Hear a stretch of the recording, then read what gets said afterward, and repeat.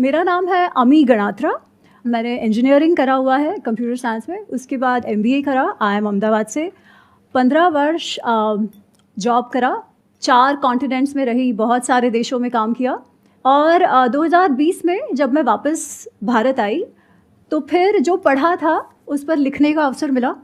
तो महाभारत अनरावल्ड करके जो पहली पुस्तक है वो लिखी, बहुत अच्छा रिस्पॉन्स रहा, सबने बहुत सराहा।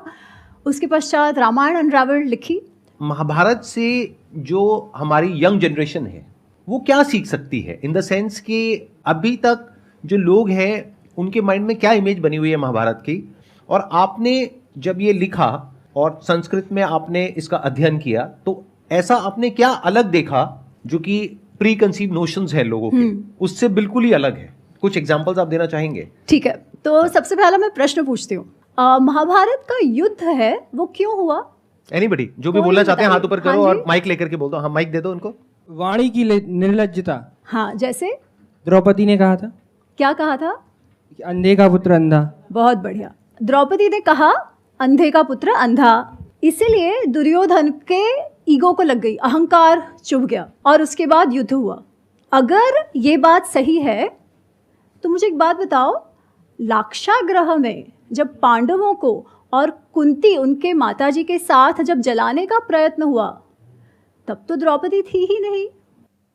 तो क्यों प्रयत्न किया था दुर्योधन ने? मारने की इच्छा तो उसकी तब से थी ना। द्रौपदी कहाँ आई? उससे भी पीछे जाते हैं।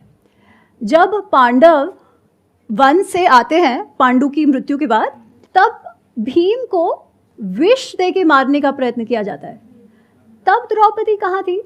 तो क्या द्रौपदी के कारण ये द्वेष दुर्योधन के मन में आया? पर हम बहुत ही सुलभता से मान लेते हैं कि द्रौपदी ने ऐसे कह दिया, मेल ईगो हर्ट हो गया, सही हो गया युद्ध, क्योंकि दुर्योधन में तो अच्छाइयाँ भी है। ये तो बेचारे को गाली दे दी तो कोई मानेगा क्या? और सभी को लगेगा देखो हमको कोई गाली देगा तो हम चुप बैठेंगे क्या, है ना? फिर हमारे में और एक कहावत है, युद्ध क्यों होता है? जर जोरू जमीन के कारण। यहाँ जोरू मिल गई, जोरू मिल गई तो उस पर थोप दिया। बहुत आसान ना? क्यों? क्योंकि हमें अपने अंदर नहीं देखना पड़ता कि इशू क्या है, हम किसी और को आराम से ब्लेम कर सकते हैं। दोषारोपण किसी के सर पे मढ़ना बहुत सुलभ है, क्योंकि जब हम एक्चुअल महाभारत के अंदर जाए ना, तो आपको एक बात बताऊं, अंधे का पुत्र अंधा ये महाभारत के कोई भी मैन्यूस्क्रिप्ट में नहीं है। ऐसा कुछ हुआ ही नहीं है। ये सब जो वो मसाला डालते हैं ना, वैसा वाला मसाला है, ये फिक्शन है। अंधे का पुत्र अंधा हुआ ही नहीं है। Are you sure about that? मतलब कहीं पर भी नहीं लिखा हुआ? 100%। आप गीता प्रेस वाला महाभारत देख लो, आप भंडारकर ओरिएंटल का क्रिटिकल एडिशन देख लो, आप KM गांगुली वर्जन देख लो, आप कोई भी महाभारत, व्यास रचित महाभारत आप देख लो, उस पे लिखी हुई पुस्तकें नहीं, वो फिक्शन है, वो नाट्य रूप है, काव्य रूप है। जो इतिहास है महाभारत, उसमें ये कहीं पर भी नहीं है। अच्छा, अब ये क्यों महत्वपूर्ण है जानना? क्योंकि फिर हमारा दूसरा प्रश्न होगा कि अगर ऐसा नहीं हुआ था तो फिर युद्ध क्यों हुआ, जिसमें पांडवों, कौरवों के और भारतवर्ष के जितने भी क्षत्रिय थे, पूरे जनरेशन्स खत्म हो गए। दादा, बाप, बेटा, 3 जनरेशन्स जो क्षत्रियों के थे वो नष्ट हो गए। इतना बड़ा वो युद्ध हुआ। ये युद्ध क्यों हुआ? पांडवों ने वनवास भी मान लिया कि 13 वर्ष वनवास जाना है। 13 वर्ष वनवास हुआ, उसके बाद नेगोशिएशंस फिर से शुरू हुए। जब नेगोशिएशन शुरू हुए तो पांडवों ने, युधिष्ठिर ने यहाँ तक कहा कि कुटुंब में, परिवार में युद्ध नहीं होना चाहिए, क्योंकि युद्ध जो है ना वो लास्ट रिजॉर्ट होता है ना? युद्ध में किसी भी, दोनों तरफ की हानियाँ होती है, इसलिए युद्ध नहीं होना चाहिए। तो आप हमें इंद्रप्रस्थ मत दो, आपके पास रखो, हमें केवल 5 गांव दे दो जिससे हमारी रोजी रोटी चलती रहे। दुर्योधन कहता है, सुई का टोक होता है ना, उतनी भी भूमि में नहीं दूंगा। क्यों? क्योंकि मैं इनके साथ जीना ही नहीं चाहता। इतना अधिक मात्सर्य भाव, जलसी जिसे कहते हैं ना, जलसी और अहंकार, इनके साथ जीना नहीं चाहता। तो मेरे अहंकार के लिए मैंने इतने जनरेशन्स को नष्ट करवा दिया। तो फिर इससे हमारा की टेक अवे क्या है? कोई भी निर्णय जब हम काम, क्रोध, लोभ, मोह, मद, मात्सर्य, extreme attachment and desire, anger, गुस्सा, बहुत ज्यादा गुस्सा, बहुत ज्यादा लोभ, लालचीपना, बहुत ज्यादा मात्सर्य, बहुत ज्यादा अहंकार में जब कोई भी निर्णय लिया जाएगा तब हमारा पतन होना निश्चित है। अच्छा बुरा इंडिविजुअल ट्रेट्स की बात नहीं है। जब निर्णय लेने का समय आता है तब आप किस भाव से लेते हो? क्या लोभ में, क्रोध में, मुझे ये चाहिए, वैसा मुझे चाहिए क्योंकि मुझे चाहिए, माय वे और हाईवे, ऐसा डिसीजन लेते हो, या ये मेरे लिए अच्छा है इसलिए मुझे लेना चाहिए भले मुझे अच्छा ना लगे? कैसे निर्णय लेते हो? That determines. अब this lesson is so different from everything else that you heard कि सब में सही है, सब में गलत है। जब आप ऐसे कहते हैं कि सब में वाइट भी है, सब में ब्लैक भी है, तो हम क्या कहते हैं? मेरे में भी तो ब्लैक है, उनमें भी तो था, चलता है। पर जब तक वो ब्लैक रहेगा ना, तब तक ये मत एक्सपेक्ट करना कि आप सक्सेसफुल हो ही नहीं सकते। सब में ब्लैक है और सब में वाइट है, is it not true? It is true. देखिए, गुण अवगुण सब में होते हैं, कोई भी ऐसा नहीं है जो एकदम परफेक्ट है, परंतु जब डिसीजन लेने की बात आती है तब आप कैसे लेते हो, ये महत्वपूर्ण है। ऐसा नहीं है कि मन में गुण अवगुण नहीं है, सब कुछ है, डिजायर्स है, हमें कुछ अच्छा लगता है और ये सब होना भी चाहिए। जब अटैचमेंट है तो प्रेम होगा, पर जब ओवर अटैचमेंट है तो पोजेसिवनेस आ जाएगी, तो जो संबंध प्रेम का संबंध था वही टूट जाएगा। सेम भाव जब अति हो जाता है तब, इसलिए कृष्ण कहते हैं मन को संयम में रखो।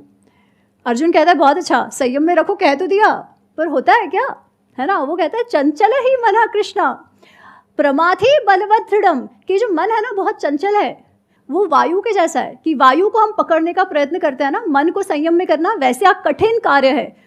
कृष्ण कहते हैं सही है, कठिन तो है ही, असंशय ही महाबाहो, पर कैसे करो?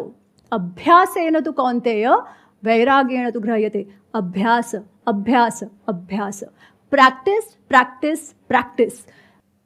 वो सिगरेट मुझे नहीं पीनी है, फिर भी मेरा मन जाएगा, मुझे लगेगा नहीं ले लेता हूँ।